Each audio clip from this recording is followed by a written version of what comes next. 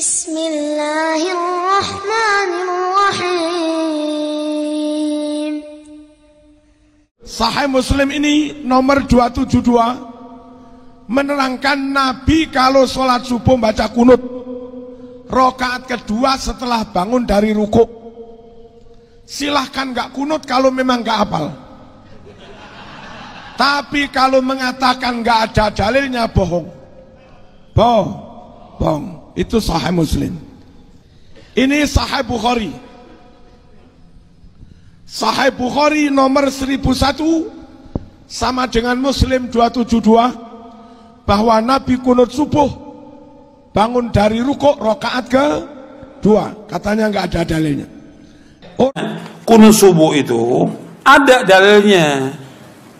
Kunut subuh terus menerus ada dalilnya. Hadisnya dhaif. Dhaif itu artinya apa?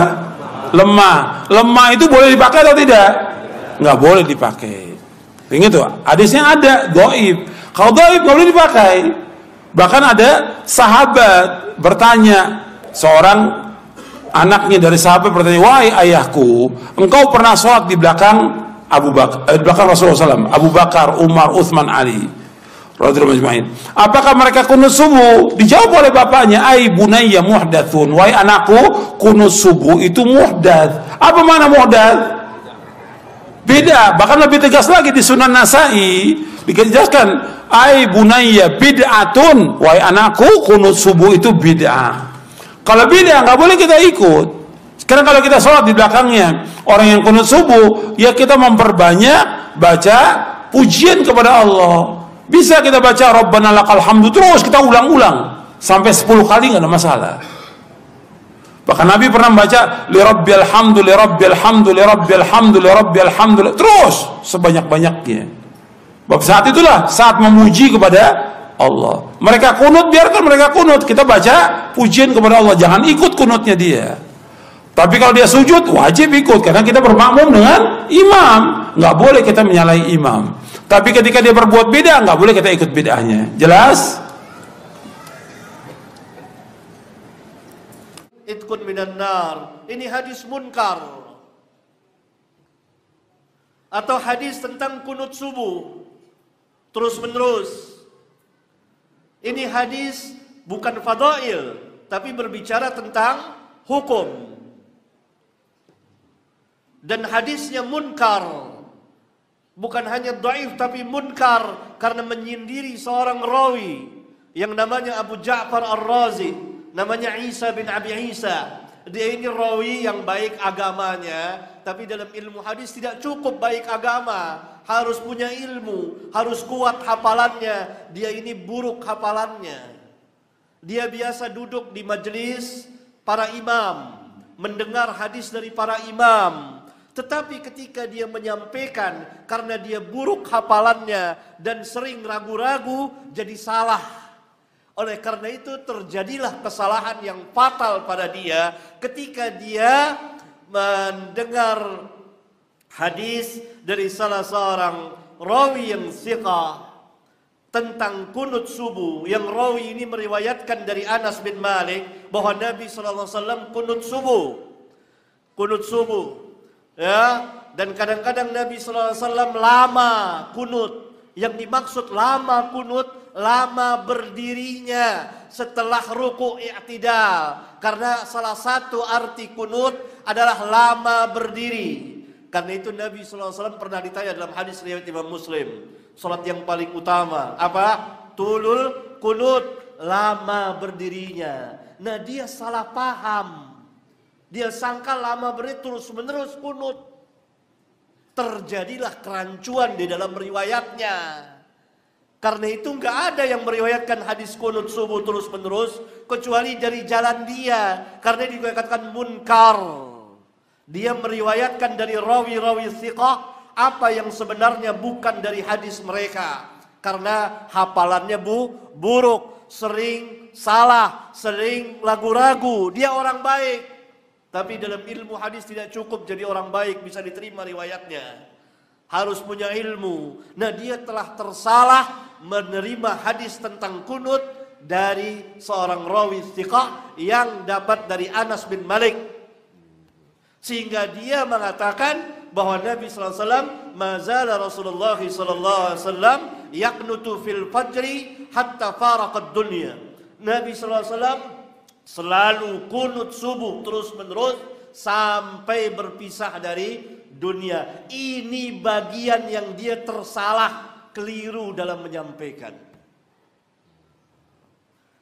Maka hadisnya munkar karena hanya keluar dari jalur dia. Dia duduk di majelis, memang dia duduk di majelis para imam, tapi dia buruk hafalannya. Dia dengar hadis dari para imam yang menyampaikan, yang menerima hadis dari sahabat. Lalu ketika dia menyampaikan karena dia buruk hafalannya, salah. Seperti antum di sini misalnya, duduk di majelis sini, mendengar dari saya. Bukan saya imam ya, bukan saya ini, bukan. Ini contoh.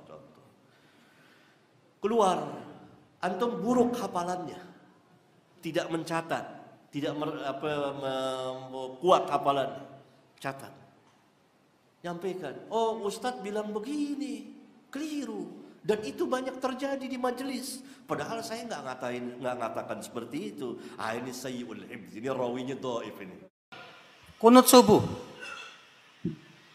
Memang terjadi ikhtilaf di sini. Apakah itu sunnah ataukah bid'ah? Ataukah sebatas tidak disyariatkan? Ada 3 pendapat. Imam Syafi'i sunnah. Dalilnya hadis. Lam yajar Rasulullah SAW yaqnut fi salatil fajr hatta faraqad dunya. Senantiasa Rasulullah kunut subuh sampai meninggal dunia. Jumhur mengatakan tidak. Perbedaan pendapat Imam Syafi'i dengan jumhur gara-gara satu orang perawi. Di dalam sanad hadis itu ada seorang perawi yang bernama Isa bin Mahan. Ya, Abu Ja'far Ar-Razi. Sebagian ulama menganggap ia thiqah seperti Yahya bin Ma'in, Ali ibn Madini gurunya Imam Bukhari, Al-Fallas termasuk Imam Syafi'i. Atas dasar karena mereka menganggap itu perawinya thiqah, hadisnya sahih, maka amalannya sunnah. Jumhur mengatakan Abu Ja'far lemah. Dan ini pendapat Abu Zur'ah, Imam Bukhari, Imam Ahmad, dan banyak lagi ulama yang lain. Mengatakan Abu Ja'far buruk hafalannya.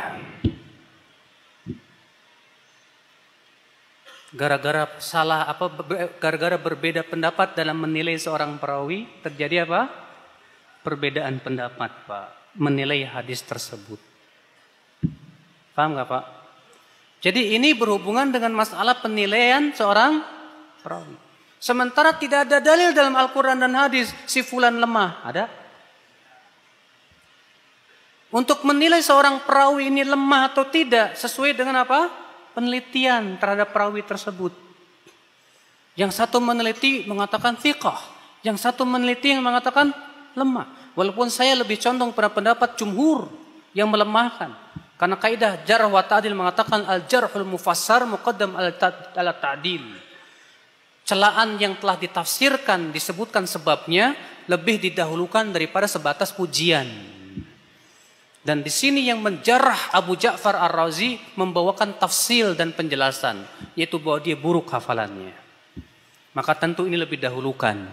Tapi ini masalahnya masalah yang boleh padanya ijtihad. Maka tidak perlu kita saling mengingkari. Saya merojikan pendapat jumhur. Jumhur berbeda pendapat lagi. Apakah sudah sampai bid'ah atau tidak? Abu Hanifah mengatakan bid'ah. Dalilnya hadis Abu Malik Al-Ashja'i. Bahwa Abu Malik bertanya kepada ayahnya, hai ayahku, engkau salat di belakang Rasulullah, Abu Bakar, Umar, Uthman dan Ali. Apakah mereka kunut subuh? Apa kata siapa? Sahabat ayahnya ini, hai bunayya muhdas. Hai anakku, itu diada-adakan. Atas dasar ini Abu Hanifah berkata apa? Bid'ah. Sementara ahli hadis Imam Ahmad dan Imam Malik dan kebanyakan para ahlul hadis berpendapat sebatas tidak disyariatkan, tapi tidak sampai kepada derajat apa? Bid'ah. Sehingga di sini jumhur berbeda pendapat. Kalau saya sholat di belakang Imam Syafi'i bagaimana? Ikut kunut apa tidak? Kebanyakan para ulama jumhur mengatakan ikut. Mereka yang mengatakan bid'ah, tidak boleh, itu bid'ah. Nah inilah Pak, terjadilah perselisihan masalah ini. Paham gak Mas? Deng, jangan ngantuk Deng. Matanya sudah 5 watt itu.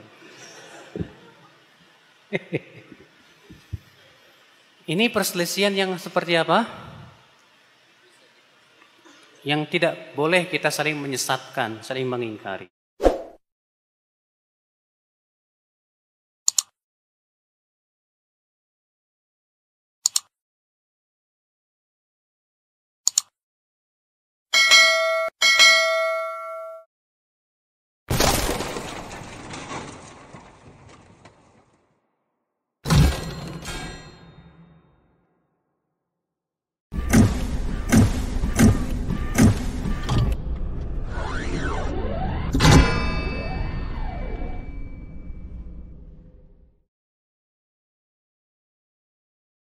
بسم الله الرحمن الرحيم